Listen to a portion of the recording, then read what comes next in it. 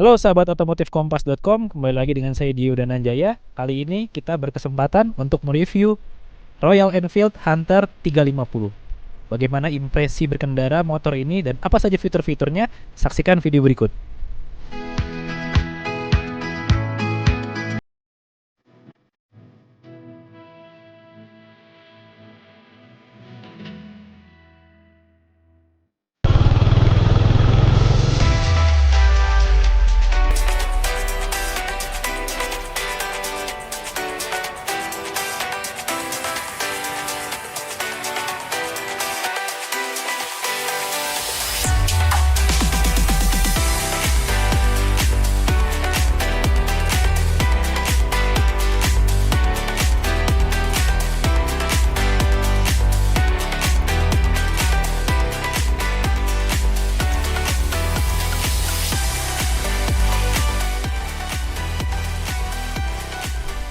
Oke, sahabat otomotif kompas.com. Jadi Royal Enfield Hunter 350 ini meluncur pada Desember 2022. Motor ini merupakan salah satu varian Royal Enfield yang paling murah.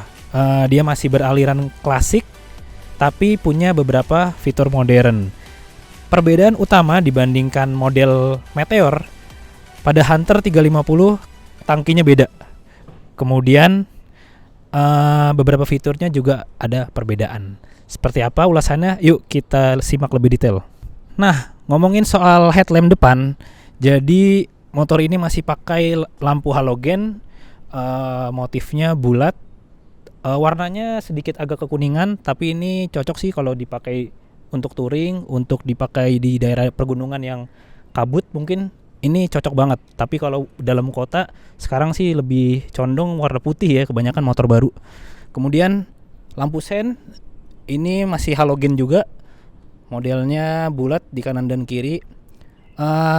Menariknya model headlamp dengan suspensi depan ini agak deket ya, jadi bikin tampilan motornya kelihatan padat gitu.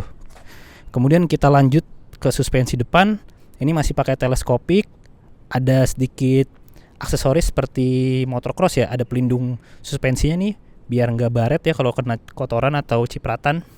Kemudian spatbor depan ini masih pakai bahan plastik. Berlanjut ke bagian pelek, peleknya pakai motif jaring laba-laba nih saya bilang. Jadi kayak menyebar gitu. Ada kayak huruf Y juga bisa dibilang. Tapi secara umum peleknya keren sih, nggak pasaran motifnya. Terus dia pakai cakram, pakai merek Bybre, kalipernya dual piston. Berlanjut ngomongin ban, Hunter 350 pakai ukuran 110 70 ring 17. Profilnya tipis ya. 70. Kemudian mereknya nih agak unik. Mereknya Seat. Apa bacanya? Seat mungkin dari India. Tapi kalau ngelihat tampilan profil bannya, ini kayak banyak alur-alurnya. Kayaknya sih cocok banget nih buat di perkotaan yang motif jalannya tuh, maksudnya profil jalannya beraneka ragam ya. Jadi bikin gripnya mungkin lebih bagus lagi. Kemudian sekarang kita lanjut ke belakang. Di belakang pelek masih sama modelnya kayak huruf Y.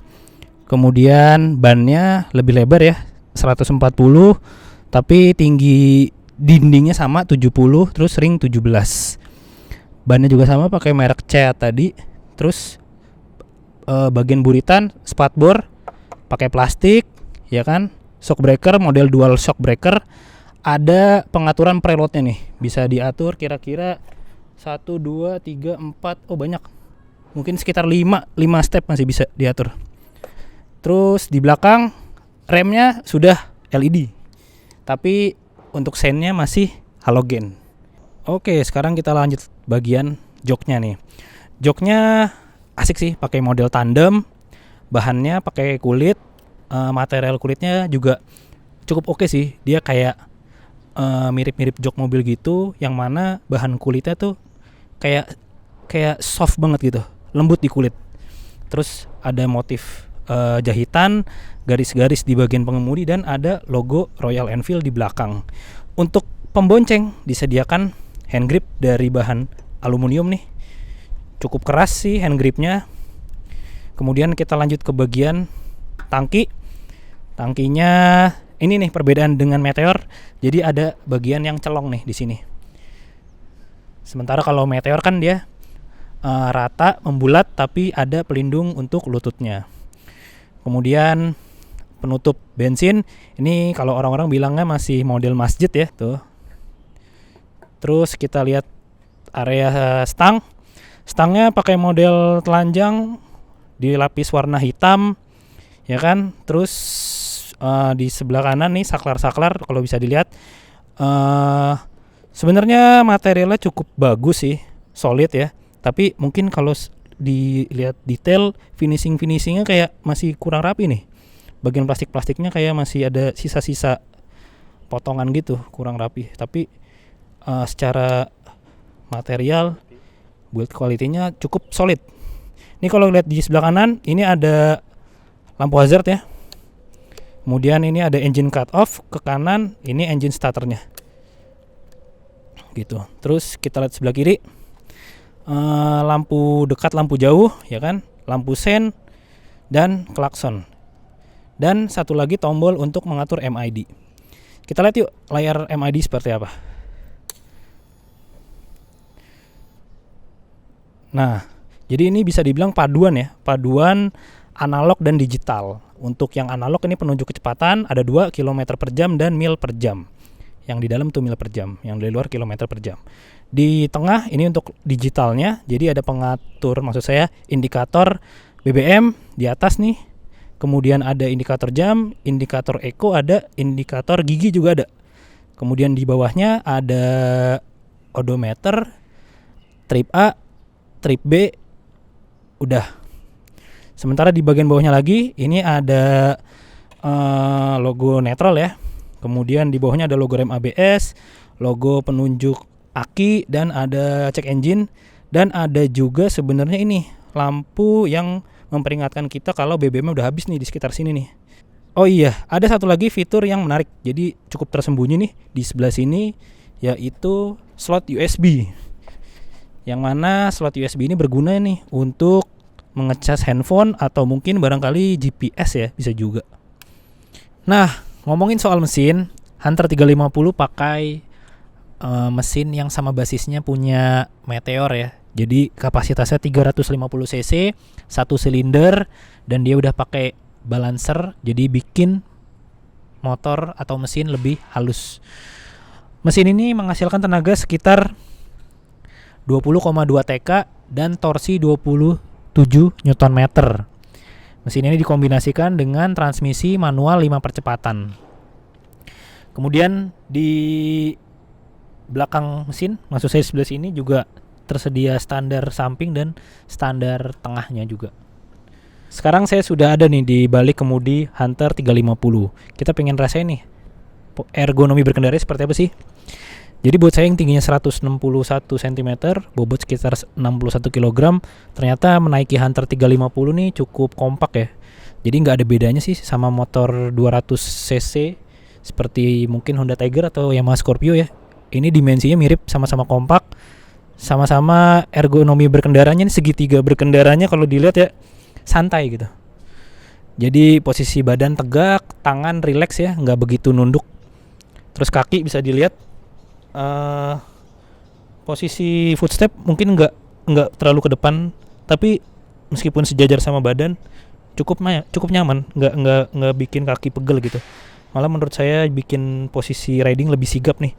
Kalau ke depan mungkin jadi terlalu santai, bikin handling kurang sih kalau menurut saya. Kalau segini pas nih.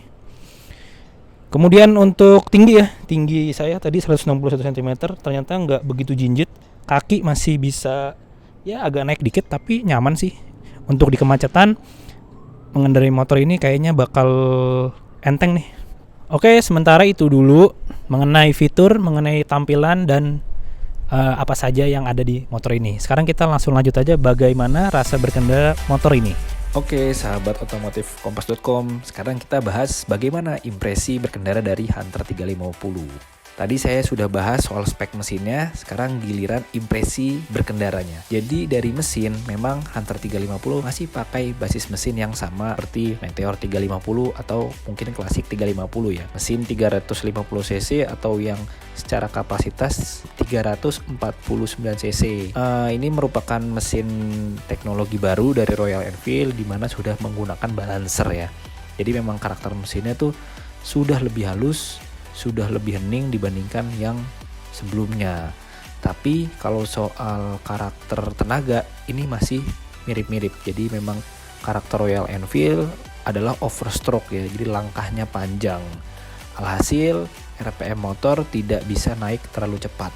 Naiknya pelan-pelan. Itu dia yang bikin gaya berkendaranya pun seperti itu. Jadi untuk yang riding santai, riding slow ya, untuk Sunmori di kota tuh yang nggak ngebut-ngebut gitu. Jadi karena tadi RPM nggak perlu naik tinggi-tinggi saat riding, membuat konsumsi BBM-nya jadi irit. Ditambah lagi gigi 5-nya pun karakternya overdrive. Jadi buat yang cruising keluar kota misalnya, atau mungkin di kecepatan 80, 70 ya, itu RPM-nya bisa rendah banget. Jadi memang bikin motornya tuh santai gitu. Sementara itu kalau kita pakai di tengah kota, panas mesin masih terbilang wajar ya. Panasnya sih terasa di bagian kaki, di bagian betis itu terasa. Apalagi kalau kita riding siang-siang. Tapi ketika motor udah jalan, sudah melaju lagi, panas mesin bisa dibilang hilang sih. Nanti mungkin timbul lagi kalau kita udah macet-macetan lagi, udah berhenti lagi. Nah itu mulai terasa lagi tuh panasnya. Kemudian kita lanjut soal penyaluran tenaga. Secara tenaga Hunter 350 nggak terlalu besar ya. Tenaganya cuma 20,2 tenaga kuda. Tapi penyaluran tenaganya terbilang mengentak ya. Mungkin itu jadi salah satu karakternya Royal Enfield sendiri. Dimana ketika kita proses pelepasan tuas kopling, itu memang karakternya dia agak mengentak gitu. Kurang halus. Mungkin memang karakter koplingnya, atau mungkin hanya dialami di motor yang saya coba ini, atau untuk yang produksi massal juga demikian, saya juga kurang ngerti juga ya. Tapi memang yang kami rasakan untuk pelepasan kopling ini butuh pembiasaan sih. Jadi kalau yang masih baru coba pasti agak mengentak gitu. Tapi kalau udah terbiasa, udah riding beberapa kilometer, baru deh bisa melakukan penyesuaian. Kemudian kita bahas soal karakter rem. Nah ini dia nih yang bikin jadi kekurangan dari Hunter 350. Dimana rem depannya itu harus ditekan agak dalam untuk bisa pakem. Sementara yang belakang itu cuma diinjak dikit aja langsung pakem. Sebenarnya ini agak kebalik. Harusnya yang depan nih kita tekan sedikit langsung pakem. Sementara kalau yang rem belakang kan pakai kaki, ini kan bisa lebih kuat lagi ya nekannya. Selanjutnya kita bahas soal suspensi. Suspensi secara umum bisa dibilang empuk ya untuk ukuran motor sport, untuk moge gitu. Di depan teleskopik, belakang dual shock breaker, ternyata bantingannya, redamannya cukup baik. Baik itu di jalanan yang mulus ataupun di jalan yang kasar. Tapi memang kalau dipakai speeding di atas 80 ya, mungkin 100, memang nggak cocok sih. Emang agak limbung gitu.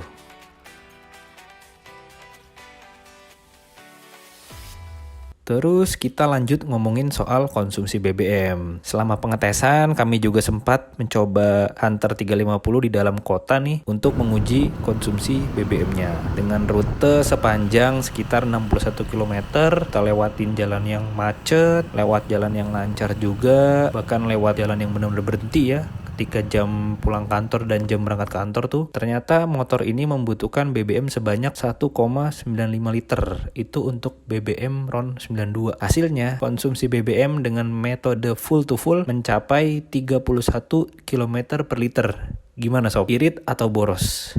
Kalau menurut kami, angkanya terbilang efisien. Kalau kita mengingat lagi Hunter 350 ini sebagai moge berkapasitas 350 cc. Angka tadi tuh sebenarnya bisa dibilang rata-rata untuk motor 250 cc.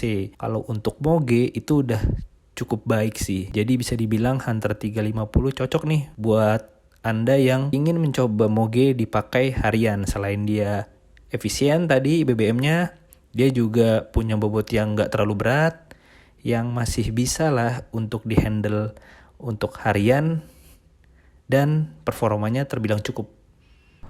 Oke, setelah kita bahas impresi berkendara, fitur-fitur dan kelebihan, sekarang kita bahas kekurangan dari motor ini.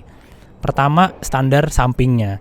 Standar sampingnya sebenarnya oke ya, tapi menurut saya kurang miring. Jadi bikin motor tuh terlalu tegak ya, rawan jatuh kalau lagi di parkiran. Kemudian yang kedua, standar tengahnya. Standar tengahnya juga ini terbilang oke sebenarnya. Jadi jarang kan moge punya standar tengah, tapi dia punya standar tengah yang berat. Satu masukan dari saya, mungkin besi di bagian sini mungkin harus lebih panjang kali ya, lebih panjang ke belakang biar ayunannya tuh lebih gampang lagi. Terus yang ketiga, menurut saya kekurangan tuh ada di knalpotnya. Knalpotnya untuk motor seharga 100 juta bentuknya kurang oke ya.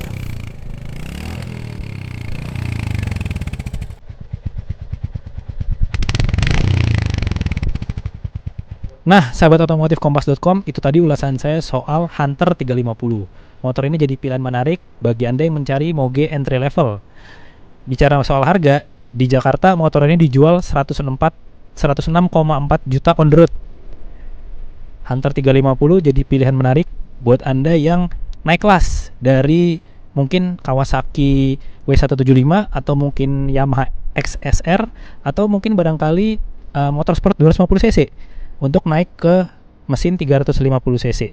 Secara impresi motor ini punya model yang kompak, yang ringan, tapi mungkin untuk beberapa sisi juga punya kekurangan.